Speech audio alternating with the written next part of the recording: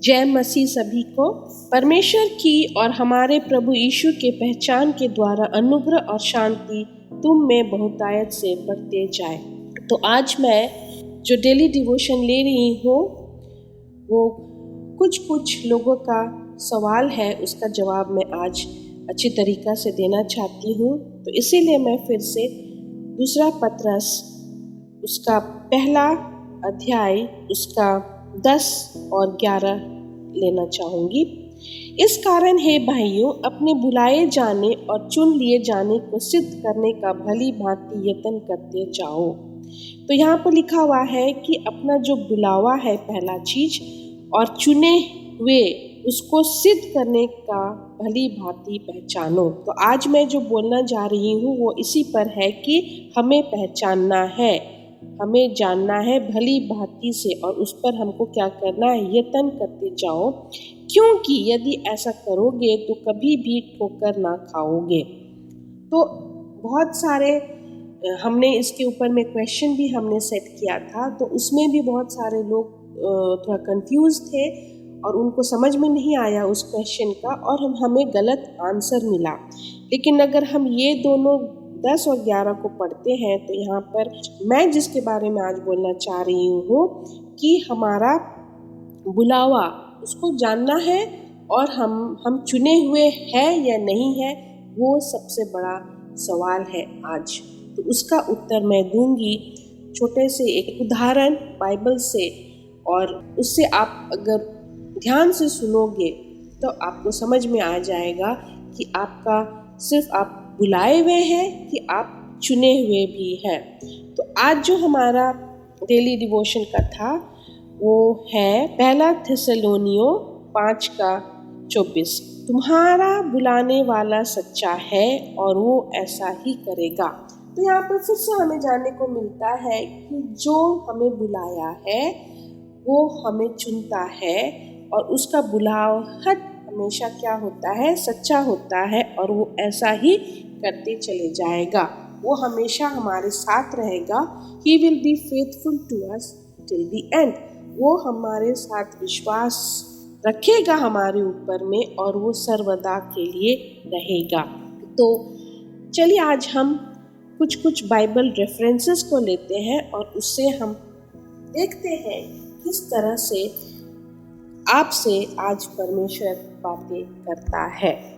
जब हम पौलुस को देखते हैं तो वो हमेशा ये कहता था कि हम अपने आप को कभी नहीं समझ पाएंगे, हम अपने आप को कभी पहचान नहीं पाएंगे, क्योंकि हम जो सोचते हैं वो सीमित होता है, और हम अगर कुछ करने चाहते भी हैं तो वो हम सीमित सोच करके करते हैं। लेकिन हम कभी भी ये नहीं जान पाएंगे कि परमेश्वर का जो योजना है या जो मकसद है हमारी ज़िंदगी में, वो बहुत बड़ा है, वो बहुत अनोखा है।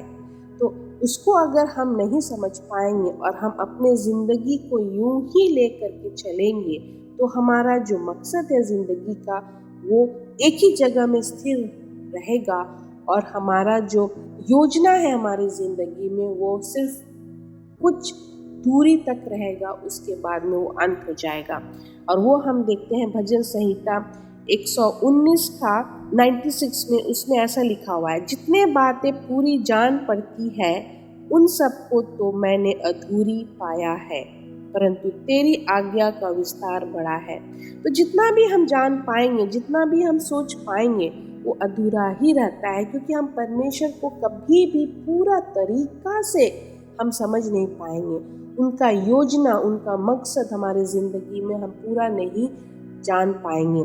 तो अगर आप ये वीडियो हमारा सुन रहे हैं या देख रहे हैं, तो अगर आप 18 साल के हैं, अगर आप 30 साल से प्लस है, 40 साल के प्लस है, या 50 साल के प्लस है, और अगर आपको लगता है कि आप समझ गए हैं कि आपको इस दुनिया में क्या करना है, चाहे वो आपके नौकरी को लेकर के, चाहे आपके जो योजना है परिवार को लेकर के, तो आप गलत हैं। क्योंकि आप जो सोचते हैं आप कुछ ही समय तक ले सोचेंगे। अगर आप कुछ योजना बनाते हैं तो वो कुछ ही समय तक होता है, लेकिन अगर आप परमेश्वर को वो मौका देंगे क्योंकि आपका जिंदगी का जो मकसद है और परमेश्वर का जो योजना है आपके जिंदगी को लेकर के, वो बहुत ऊंचाई तक लेगा, वो बहुत दूर तक ले जाएगा। वो जब तक आप इस दुनिया में हैं तब तक परमेश्वर आपको इस्तेमाल करेगा, अपने योजना आपकी ज़िंदगी में और अपने मकसद आपकी ज़िंदगी में। तो जब हम बोलते हैं कि मेरा जो मकसद है, मेरा जो योजना है, वो असल में हमारा नहीं होता है, वो परमेश्वर का होता है। इसीलिए आज जब हम बोलते हैं कि हम बुलाए हुए हैं, ठीक है, हम सारे मसीही लोग बुलाए गए हैं, लेकिन उन बुलाओं में से, बुलाए हुए में से, उस भीड़ में से भी परमेश्वर हमको चुनता है, क्योंकि वो हम चुने हुए हैं। तो जब हम चुने हुए हैं तो वो हमारा चुनौतियाँ देखता है, हम कितना चुनौती भरी जिंदगी को हम क्या करते हैं, पार करते हैं। और आज हम उसी के बारे में जानेंगे। तो हम एक बहुत अच्छा कहानी लिए हैं उदाहरण के तौर पे, और हम देखते हैं कि कैसे परमेश्वर इस कहानी से हमें हमारे बुलाहट, ये हम चुने हुए, हम अपने आप को खुद पाएंगे और समझेंगे। आइए चलिए हम बाइबल पुस्तक खोलते हैं। ये पुराने नियम में हम पाते हैं पहला सामुएल 16 का 1 से 23 तक है, लेकिन मैं पूरा नहीं पढ़ूंगी। ये कहानी आप कभी पढ़ लेना, ये बाइबल जब आप अध्ययन करोगे, जब ये वीडियो देखोगे, तब आप देख लेना।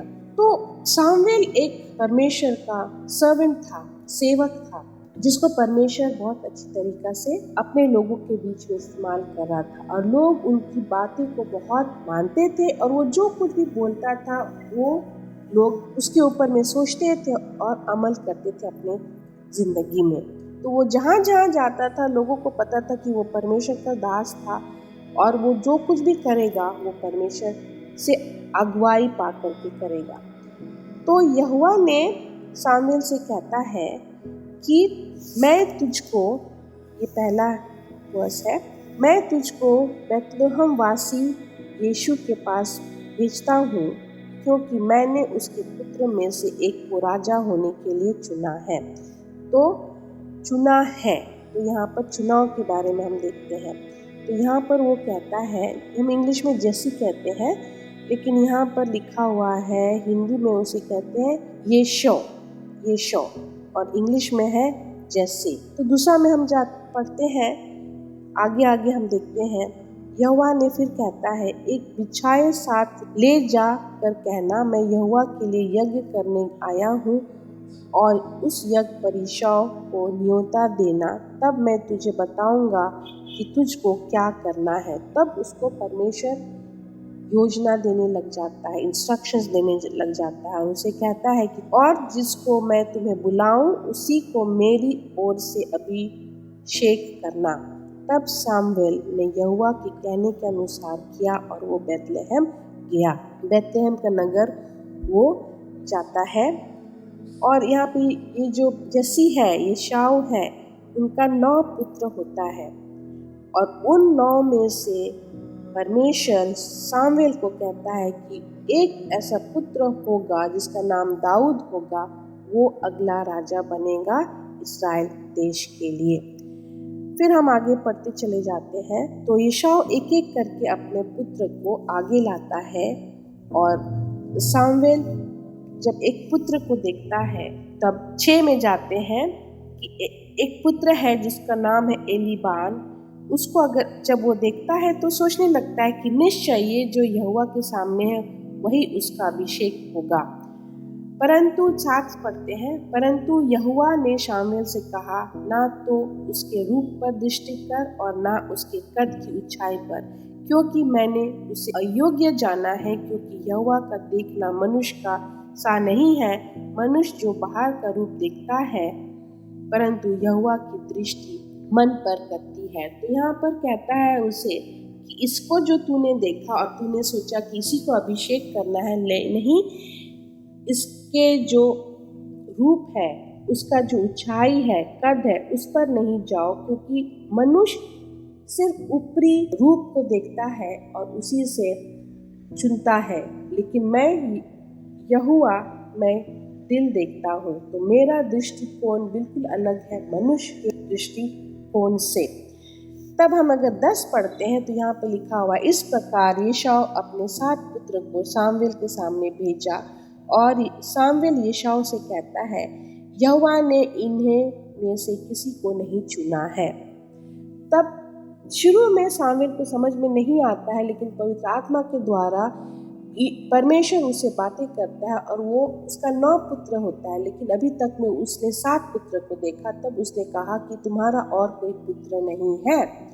तब वो कहता है, 11 को पढ़ते हैं, तब शामुएल ने यशाव से कहा, क्या सब लड़के आ गए? वो बोला, नहीं, छोटा तो रह गया और वो भेड़ बकरियों को चरा रहा है।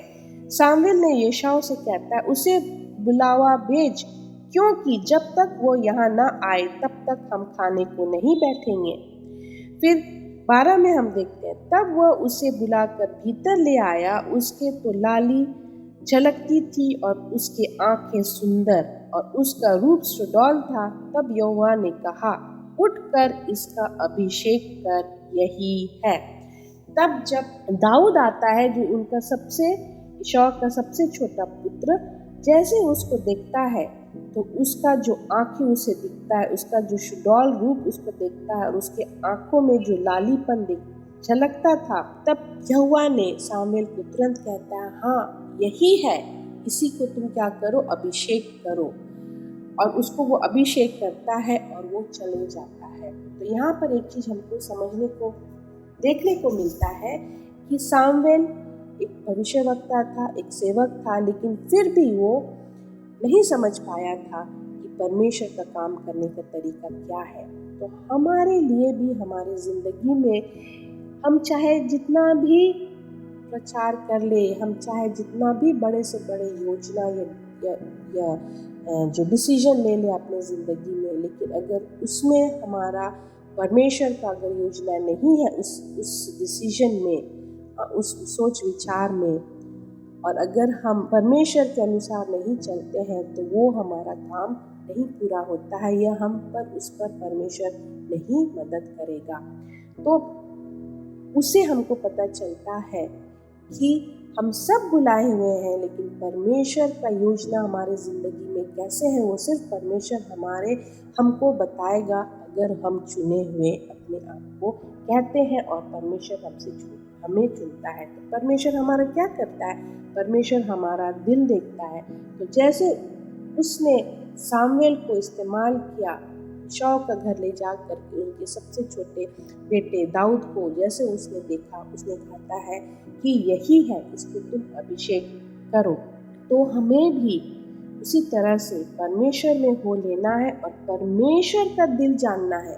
जैसे हम पढ़ते हैं इब्राहिम का, वो एक मात्रा परमेश्वर का भक्त या परमेश्वर का सेवक था, जो परमेश्वर का दिल में बसा हुआ था। तो हमको भी परमेश्वर का दिल में इतना बस जाना है कि परमेश्वर जब भी योजना बनाता है अपने स्वर्ग राज के लिए, तो आपको अपना जो लिस्ट है उस लिस्ट में आप पहला होना चाहिए, क्योंकि आप परमेश्वर का दिल में समा गए हैं। तो परमेश्वर का दिल में समाने के लिए हमें परमेश्वर के योजना में फिट खाना है। परमेश्वर का बुलाहट ही नहीं, लेकिन हम चुने हुए लोग में फिट खाना चाहिए, और तभी परमेश्वर हमें अपने इस धरती में अपने स्वर्ग राज के लिए, अपने कामों के लिए, उसका जो विजन है, उसका जो पर्पस है, उसका जो योजना है, उसका जो मकसद है, तभी पूरा करेगा हमारे ज़िंदगी के द्वारा। हमें इसी तरह से वो चलाने का भी कोशिश करेगा। तो यहाँ पर आप सोचिए कि हजारों मिलियन लोग, ट्रिलियन लोग इस दुनिया में रहते हैं, लेकिन उसमें से अगर आप अपने आप को चुने हुए पाते हैं तो आप बहुत ही भाग्यशाली हैं। आप बहुत ही एक अभिषेक किए हुए व्यक्ति हैं, जैसे सामुएल ने अभिषेक करता है दाऊद को। और यहाँ पर जब आप अपने आप को पाते हैं कि आप अभिषेक किए हुए हैं, आपको परमेश्वर ने चुन लिया है अपने कार्यों के लिए, तब बहुत सारे चुनौतियाँ आपकी ज़िंदगी में आएगी और इन सारे चुनौतियों को अगर आप पूरा करते हैं तभी परमेश्वर आपको इस्तेमाल करेगा अपने कार्यों के लिए। यहोवा ने दाऊद का रास्ता खोलने लग गया और उसे तैयार करने लग गया राजा बनने के लिए। तब हम 14 पढ़ते हैं, यहोवा एक आत्मा शाऊल पर से उठ गया और यहोवा की ओर से एक दृष्टि आत्मा उसे घबराने लगी।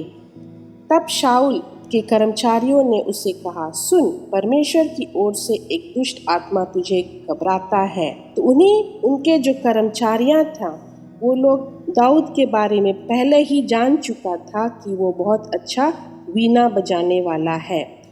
और 16 में हम पढ़ते हैं, हमारे प्रभु अपने कर्मचारियों को जो उपस्थित है आज्ञा दे कि वे किसी अच्छे वीणा बजाने को ढूंढ ले आए।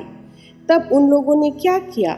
17 में पढ़ते हैं, शाऊल ने अपने कर्मचारियों से कहा, अच्छा, एक उत्तम वीणा वादक देखो और मेरे पास ले करके आओ। तब वो लोग जब जानते थे दाऊद के बारे में, तब 18 में हम पढ़ते हैं, तब एक जवान ने उत्तर देकर कहा, सुन, मैंने बैतलहम वासी यशाओ के एक पुत्र को देखा है जो वीणा बहुत अच्छा बजाता है और वो एक वीर योद्धा भी है और बात करने में बुद्धिमान और रूपवान भी है और यहोवा उसके साथ रहता है। तो ये सारे जो उसका स्वभाव है वो शाऊल को वो कहते हैं और फिर शाऊल उनको कहता है कि ठीक है, उसको तुम बुलाओ और वो मेरे लिए वीणा बजाएगा। फिर शाऊल का खबर यशाओ तक पहुंचता है और यशाओ अपने बेटे दाऊद को भेजता है वीणा बजाने के लिए। तो यहाँ पर हम देखते हैं कि परमेश्वर ने उसका रास्ता खोला, दरवाज़ा खोला और वो उस तरह से शाऊल के पास आता है। तो हम भी जब परमेश्वर का योजना समझ पाएंगे अपने ज़िंदगी में, तब परमेश्वर के हम एक आज्ञाकारी पुत्र या पुत्री होंगे। तो यहाँ पर आज्ञा मानता है और आज्ञाकारी हो करके यशाओ अपने पुत्र दाऊद को भेजता है किसके पास में? शाऊल के पास में। और जब वो शाऊल के पास पहुंचता है तो शाऊल जब उसे देखता है और उसका जब वीणा बजाते हुए सुनता है तो उसे वो बहुत प्रसन्न हो जाता है। 22 में हम देखते हैं, तब शाऊल ने यशाओ के पास कहला भेजता है कि दाऊद को मेरे सामने उपस्थित रहने दो क्योंकि मैं उससे बहुत प्रसन्न हूँ। और उसी तरह से वो वहाँ पर रहता है और जो जो कार्य मिलता था वो वहाँ पर करता है। तो यहाँ पर बहुत सारे चीज़ें होता है जो हम देखते हैं सिर्फ बुलाए वाले नहीं कर पाएंगे, लेकिन जो चुने वाले हैं वो कर पाएंगे। और वो हम दाऊद के ज़िंदगी में देखते हैं कि एक किस तरह से परमेश्वर उसको इस्तेमाल करता है, इज़राइल देश को बचाता है फिलिस्तीनियों के से। तो वहाँ पर एक युद्ध होता है, तब फिलिस्तीनियों अपने छवि में रहते हैं और वो लोग पुकारते हैं ज़ोर ज़ोर से। ये हम 17 चैप्टर में हम देखते हैं।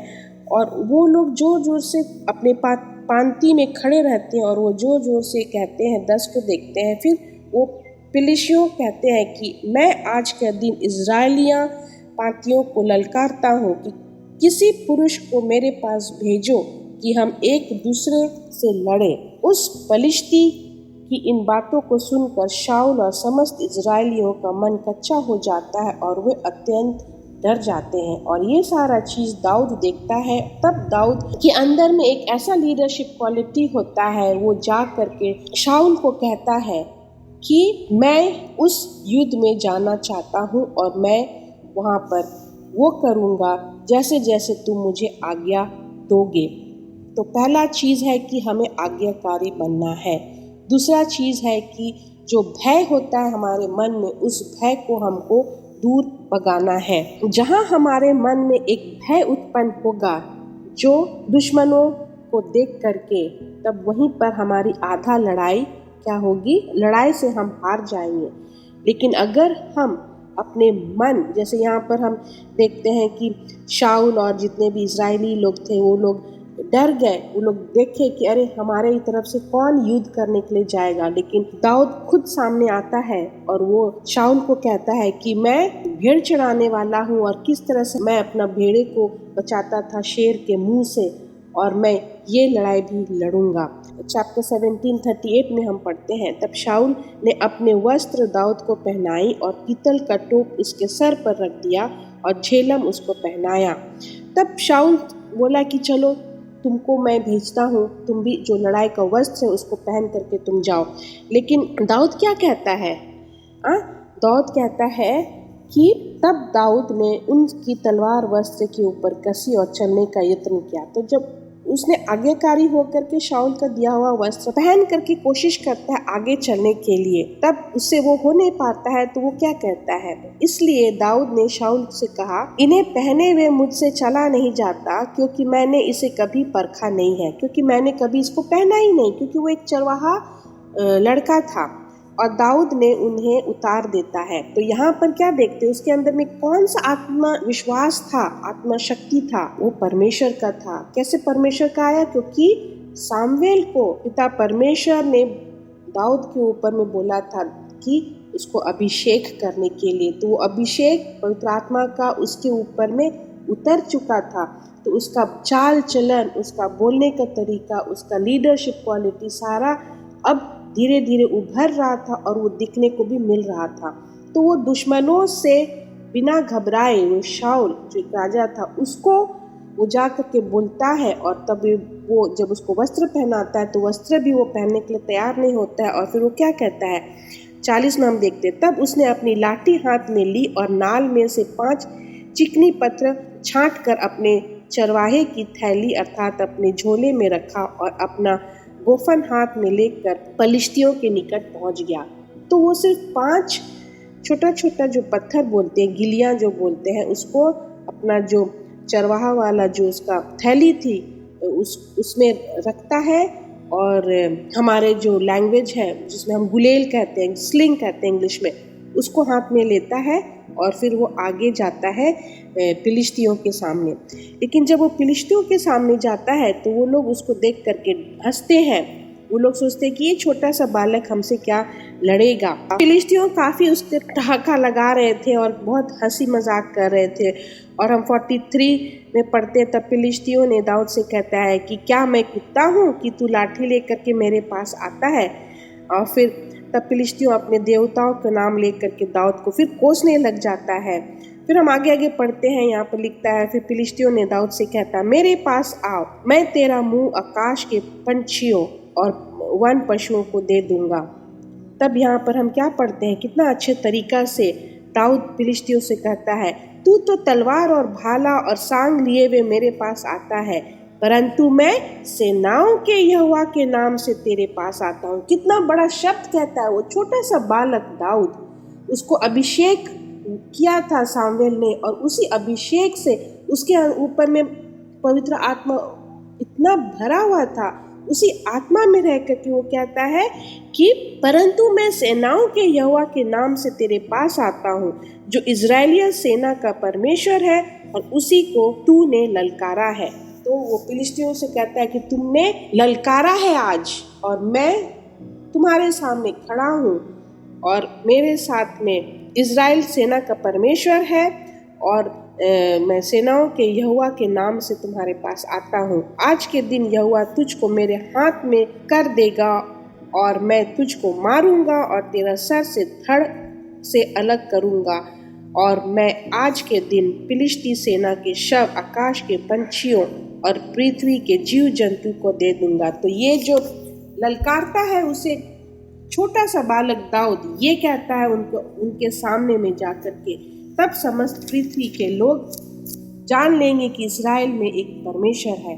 तो ये कितना बड़ा शब्द वो कहता है इजराइल को बचाने के लिए। और वो अपने से ये निर्णय लेता है, शॉल भी नहीं निर्णय देता, वो अपने से लेता है ये निर्णय और वो सामना करता है। तो जो दूसरा पॉइंट मैं कहना चाहती हूँ कि हमें कभी भी अपने दुश्मनों से भय नहीं मानना है। जब कभी कभी हमारा सोच भी भयभीत हो करके हम अपना सोच को भी क्या करते हैं, अपाहिज कर देते हैं। हम अपने जीवन में आगे बढ़ने से हम अपने आप को रोक लगा देते हैं, क्योंकि हम पहले से ही सोच लेते हैं कि हम कुछ नहीं कर सकते। हम पहले से सोच लेते हैं कि लोग हंसते हैं हमारे ऊपर, हमारे कमज़ोरियों को देख करके हंसते हैं, हमको वो रिजेक्ट कर दिए हैं, हम कैसे अपना मिशन को अकम्प्लिश करेंगे। लेकिन यहाँ पर दाऊद का जीवन को अगर हम देखते हैं तो दाऊद कितना साहसपूर्ण होते हुए वहाँ पर गुलियत से लड़ने के लिए जाता है। और दाऊद अपने वही 5 जो पत्थर थे, छोटे छोटे पेबल्स थे,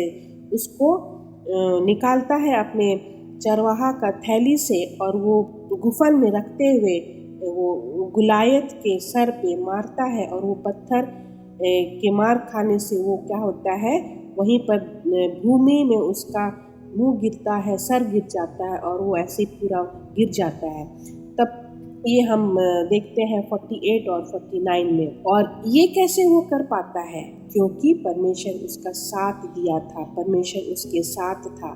तो तीसरा पॉइंट जो है वो ये है कि जब दाऊद देखता है तो खुद वो बोलता है कि मैं करूँगा ये सारा, मैं ये युद्ध को लड़ूंगा और मैं विजय दिलवाऊंगा।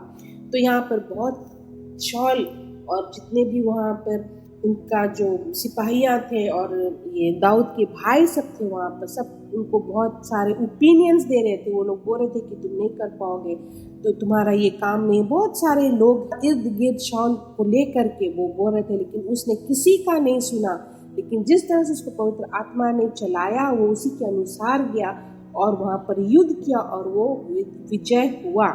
और हम अपनी ज़िंदगी में भी देखते हैं कि जहाँ जैसे जैसे हम मनुष्यों का ओपिनियन, उनका जो सोच वो हमारे ऊपर में डालते हैं, हमारी ज़िंदगी को चलाने की कोशिश करते हैं और हमको अंदर से हम अपने को निर्बल करके उनके अनुसार अपना ज़िंदगी में अगर हम चलते हैं तो हम कभी भी अपने आत्मिक जीवन में आगे नहीं बढ़ेंगे और हम कभी भी परमेश्वर का जो कार्य है, ये काम है, उसमें हम रुकावट डालते हैं, हम एक बाधा बनते हैं। क्यों बनते हैं, क्यों रुकावट डालते हैं? क्योंकि हम मनुष्यों का बातें को ज़्यादा सुनते हैं और उनके अनुसार हम अपने ज़िंदगी को चलाते हैं। लेकिन यहाँ पर दाऊद को देखते हैं तो वो एक अकेला चरवाहा लड़का था। उसको पता था कि यहाँ पर अगर मुझे लाया गया है शाऊल के पास में, तो हमको शाऊल का नौकरी, शाऊल के लिए हमको काम करना है, चाहे वो देश के लिए लड़ना है, चाहे हमको वीणा बजाना है उसके सामने। क्योंकि वो एक आज्ञाकारी बालक बच्चा था, इतने कम उम्र में वो ये सारा कार्य काम कर रहा था। तो वैसे ही अगर आप अपने आप को चुने हुए पाते हैं, तो जैसे जैसे आपको कार्य मिलता है, जिस तरह से चुनौतियाँ आपके सामने आता है, उसको भली भांति एक एक करके हर एक चुनौतियों को सामना करना चाहिए, हर एक कर्तव्य ड्यूटी निभाना चाहिए। क्योंकि परमेश्वर आपको चुना हुआ है उस कार्य के लिए, परमेश्वर आपको उस कार्य के वजह से ही आपको आगे ले जाएगा। लेकिन जहाँ हो सके आपके परिवार वाले आपको कमज़ोर समझ करके आपको बोलेंगे कि तुम ये नहीं कर पाओगे, तुम ऐसा मत करो, तुमसे नहीं होगा, तुम वो नौकरी छोड़ दो, बहुत सारे बातें होगी आपके घर में, बहुत सारे दोस्त आपके पास आएंगे और बोलेंगे अरे तुमसे नहीं होगा, तुम क्यों कर रहे हो, ये रात दिन तुम खटते हो, तुमको क्या मिलेगा। लेकिन अगर आप पूरा विश्वास में रहते हो, परमेश्वर के वचन पर आप अटल रहते हो, तो आप किसी का बात नहीं सोचोगे, आप वो मिशन के बारे में सोचोगे, आप वो कार्य के बारे में सोचोगे जो परमेश्वर आपको दिया है। ना आपके परिवार वाले आपको रोक सकते हैं, ना आपके दोस्त रोक सकते हैं, और ना ही समाज के कोई भी लोग आपको रोक सकते हैं आपका जो कार्य परमेश्वर आपके लिए रखा हुआ है। तो ये 3 चीज़ हमको जानना है, और ये 3 चीज़ अगर आपके अंदर में है और अगर आप उसको कर गुजरते हैं, तो आप एक परमेश्वर में विजय पा करके आप उसके कार्य को अवश्य करेंगे। पहला चीज़ है कि आप आज्ञाकारी आपको होना बहुत ज़रूरी है। दूसरा है अपने दुश्मनों को सामना करने, भय कभी नहीं मानना है, मनुष्य से भय कभी नहीं मानना है। और तीसरा है अपना जो निर्णय है परमेश्वर की तरफ से, वो समझना है, जानना है, और परमेश्वर किस तरह से आपसे बातें करके आपको आगे ले चलना चाहता है उसमें चलना है। और ना ही अगल बगल इर्द गिर्द के लोग, चाहे वो आपके परिवार के लोग हो, चाहे आपके दोस्त हो, चाहे आपके समाज में कोई भी हो, आपको अच्छा कार्य करने से अगर रोक लगाता है और आपको लगता है वहाँ पर कि नहीं, मुझे ये कार्य के लिए परमेश्वर रखा है तो मुझे करना है, चाहे रात हो चाहे दिन हो, वो कमिटमेंट होना चाहिए। तो ये 3 चीज़ अगर आप अपने में पाते हो तो आप चुने हुए हो, परमेश्वर के कार्य के लिए आप चुने हुए हो। जब दाऊद विजय पाता है, हम चैप्टर 18 6 से पढ़ेंगे, 6 और 7। यहाँ पर कितना अच्छा तरीका से लिखा हुआ है। विजय पाने के बाद में इज़राइल देश में कितना खुशियाँ मनाते हैं।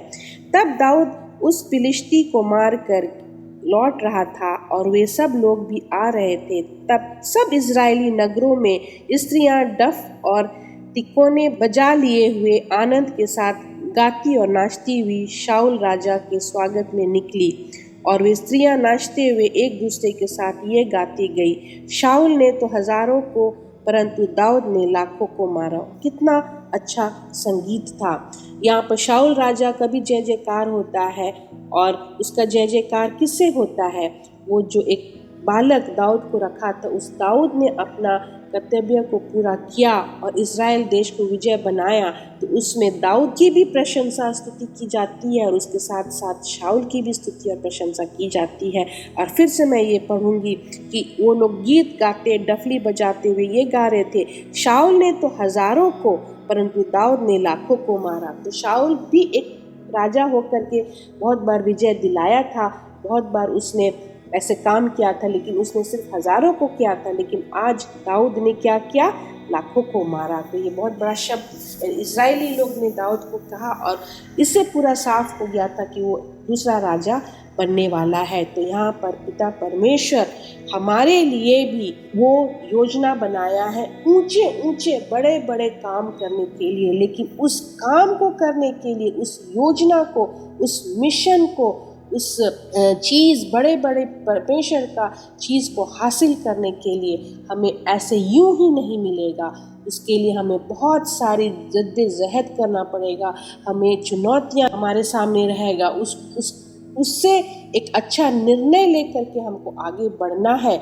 और जब हम वो कार्य को पूरा करेंगे, विजय पाएंगे, तो यहाँ पर स्वर्ग राज में स्वर्गदूत और परमेश्वर खुशी मनाएंगे। वो बिगुल बजाएंगे, वो ट्रम्पेट बजेगा और डफली बजेगा और वो लोग बोलेंगे कि हाँ, ये परमेश्वर का पुत्र, ये परमेश्वर की पुत्री जो चुनी हुई है, जो चुना हुआ है, उसने इस संसार में हमारा काम किया। तो वो स्वर्ग राज में वो आवाज़ आएगा। तो कितना खुशी की बात है कि परमेश्वर हमें इस जगत में रख करके, इस जगत में हमें चुन करके अपना काम करवाता है। अगर हमें यहाँ पर विजय अगर मिलता है तो वो स्वर्ग में विजय का खुशियाँ मनाया जाता है। हम परमेश्वर का काम में विजय पाते हैं तो स्वर्ग में वो लोग खुशियाँ मनाते हैं, स्वर्गदूत। अगर हम इसको सोचते हैं और अगर हम इसको जानते हैं तो ये कितना बड़ा बात है कि ये खुशियाँ जो होता है वो बहुत सारे संसार में लोग, मसीही लोग भी समझ नहीं पाते हैं। लेकिन अगर जो वो लोग समझ पाते हैं जो बुलाए हुए हैं और जो चुने हुए हैं, तब उनको समझ में आता है कि हाँ, कि किस तरह से परमेश्वर का कार्य होता है और किस तरह से हम एक सिर्फ बुलाए हुए नहीं हैं लेकिन हम चुने हुए लोग हैं। और ये सारा ये जो कहानी है, ये जो 2 कहानी हमने आपके सामने रखा, पहला ये दाऊद का कि किस तरह से सामुएल को परमेश्वर इस्तेमाल करता है। सामुएल जो परमेश्वर के काम करने वाले थे, भविष्यवक्ता थे और वो उसके सेवक थे। दाऊद को अभिषेक करता है और वो उसके लिए एक रास्ता खुलता है और दरवाज़ा खुलता है। और वो जब वो वहाँ पे जाते हैं शाऊल के साथ में, वो वीणा बजाते हैं और वो अच्छी अच्छी बातें करते हैं, उससे वो प्रसन्न होकर के उसको वहाँ पर एक रखता है। और फिर कुछ ही दिनों में वो युद्ध करता है फिलिस्तियों के बीच में और इज़राइल को विजय दिलाता है। एक छोटा सा बालक चरवाहा है। तो ये सारा हो करके परमेश्वर उसको उस रास्ते में ले करके एक अच्छा लीडरशिप अंदर से उसके हो करके वो सारा चीज़ देख करके वो जो विजय पाता है, तो आने वाले दिन वो इज़राइल का राजा बनता है। तो हम भी ये 2 कहानी से दाऊद के बारे में जो हम पढ़े हैं, हम अपना ज़िंदगी में भी उसको हम लाए, हम भी उसी तरह से बने, हम भी एक जो भी हमें चुनौतियाँ मिलती है, जो भी हमें कार्य मिलती है, उसको हमको अच्छा से करना है। जब हम सुबह उठते हैं तो हमको हमेशा अपना दिमाग में रखना है कि हम सिर्फ बुलाए हुए नहीं हैं, लेकिन हम चुने हुए हैं। और अगर हम चुने हुए हैं तो हमें परमेश्वर को पूरी तरीक़ा से अपना समय देना है, परमेश्वर के लिए पूरा तरीक़ा से अपने आप को समा देना है। यहाँ पर परिवार आ सकता है, वो रोड़े बन सकते हैं। यहाँ पर पैसा आ सकता है हमारे ज़िंदगी में, जो रोड़े बनते हैं। यहाँ पर समाज आ सकता है, जो हमारे लिए रोड़ा बन सकता है। लेकिन हम उसी समाज के लिए एक अच्छा काम करेंगे तो आज जो कल समाज के लोग हमारे ऊपर थूकते थे, ये हमारे बारे में बोलते थे, और कल जब वो हमारे कार्य को देखेंगे अजीब तरीक़ा से हो गया है, तब वही इंसान गुणगान गाएंगे और वही इंसान आपका साथ देगा। लेकिन जब आप शुरुआत करते हैं एक अच्छा कार्य, तो आपके साथ कोई नहीं होगा। लेकिन जब वो कार्य होते हुए आगे बढ़ेगा, वो अपने आँखों से देखेंगे और देखेंगे कि सही में ये इंसान एक अच्छा काम कर रहा है, तब वही इंसान बाद में आपको अपनाएंगे और आपके कार्य को देख करके खुश होंगे। और ये हम देखते हैं हमारे साथ में होता है। जितने भी लोग पादरी हैं, ये जितने भी चुने हुए लोग हैं, हर एक के ज़िंदगी में चुनौतियाँ आती है, लेकिन वो किस तरह से उस चुनौती को अपनाते हैं।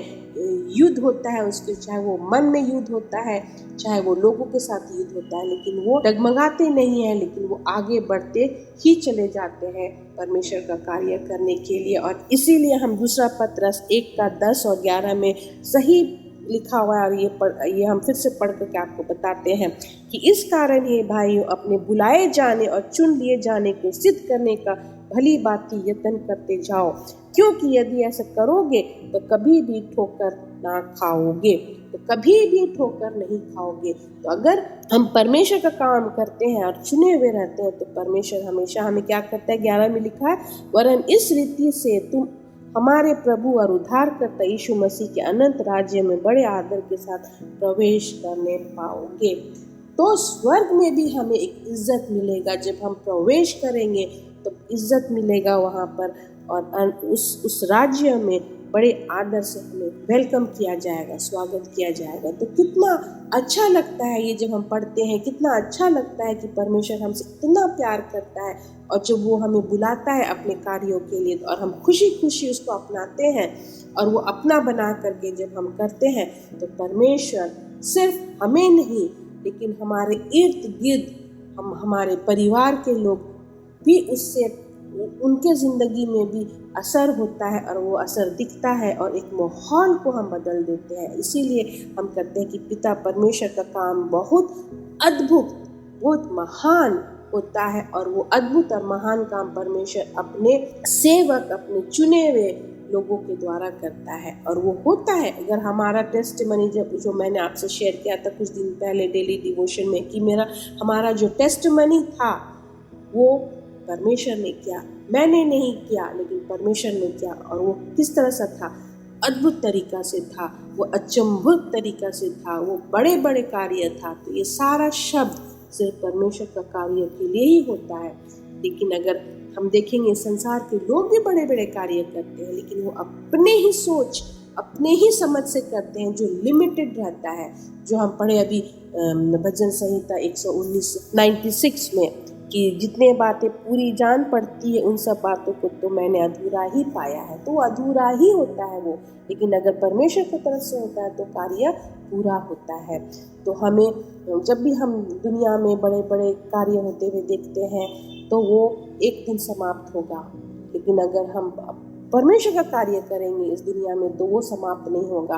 कल अगर परमेश्वर का कार्य अगर आप नहीं कर सकते, अगर आपको दिया गया है और अगर आप उससे हट जाते हैं, आप क्विट कर जाते हैं, तो परमेश्वर वहीं पर उसी कार्य को करने के लिए दूसरे लोग को रखेगा। तो परमेश्वर का काम कभी रुकता नहीं है, और वो हम देखते हैं कि अगर आप नहीं कर सकते हैं तो कोई और करेगा, लेकिन वो कार्य में कभी रुकावट नहीं होगा। अगर आप रोड़ा बनना चाहते हैं और आप वहाँ पर बैठ गए उस परमेश्वर का कार्य को लेकर के, अगर आप नहीं करेंगे तो आप वहाँ से हटेंगे, तो परमेश्वर दूसरे को वहाँ पर रखेगा और वो कार्य को दोबारा एक अच्छा तरीका से वो कार्य और अच्छा तरीका से होता चले जाएगा। तो इसीलिए हमें कभी ये नहीं सोचना चाहिए कि हम कर रहे हैं तो हमारे ही द्वारा होगा, हमको छोड़ करके नहीं होगा ये कार्य। नहीं, अगर आपका ऐसा सोच है तो ये गलत सोच है। परमेश्वर का काम कभी रुकने वाला नहीं है, अगर आप नहीं तो दूसरे, लेकिन ये काम हमेशा होता रहेगा और वही लोग करेंगे जो चुने हुए हैं, बुलाए हुए हैं, सब लोग, सब मसीही लोग। लेकिन कार्य जो परमेश्वर का करते हैं पूरे भली भांति से चुनौतियां को उठाते हुए, वही लोग चुने हुए हैं। लेकिन अगर बीच में आप वो कार्य नहीं करते हैं और आप रोड़ा बनते हैं तो आप चुने हुए नहीं हैं। अगर आपको कोई इन्फ्लुएंस कर देता है, जो बोलते हैं ना, थर्ड पॉइंट में मैंने बोला कि लोगों का ओपिनियंस आप लेते हैं और उसको अपने जिंदगी में डालते हैं, तो आप चुने हुए नहीं हैं। आप वो कार्य कर ही नहीं कर पाएंगे, क्योंकि आप किसी को खुश रखना चाह रहे हैं। यू आर पीपल प्लीजर ना, आप उसको खुश रखने के लिए उसका कार्य करते हैं, लेकिन आपको परमेश्वर अपना कार्य के लिए रखा है, लेकिन आप वो कार्य को छोड़ करके आप उसका कार्य करने जाते हैं, क्योंकि आप उसको खुश रखना चाहते हैं।